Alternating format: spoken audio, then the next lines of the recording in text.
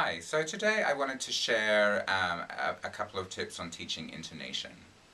Now, I always think that the pronunciation system is like our vocabulary system and like our grammar system in that it is a way of conveying meaning, and that's something that I think is often overlooked.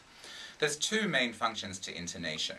One is to contrast new information with old information, and one is to separate thought groups. So for example, if I say, follow that car, which car? The blue car. The blue car with the bad guy in it. I'm using the intonation and stress to kind of contrast the new information with the old information. And then, for example, separating thought groups. If I say, Jane said, my dog is clever.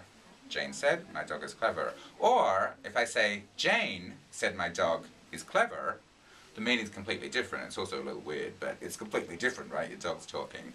But all I've done, the words are the same, the grammar's the same, but the vocabulary, the pronunciation, sorry, has changed and changed the meaning.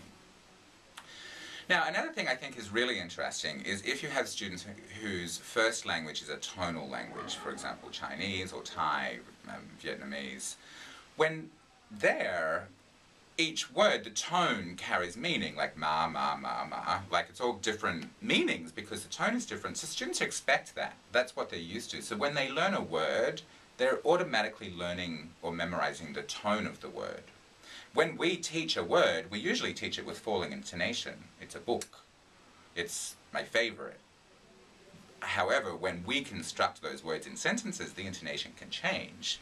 But it can be very confusing for a student who has a tonal language and they've learned that book always has falling intonation, and then suddenly they're hearing it with rising intonation, and it can be very, very confusing and difficult for them. Also, when they're using the pronunciation, they're so used to just using the tone that they've learned. So that's something that I think is really interesting to think about and consider if your student's first language is a tonal language.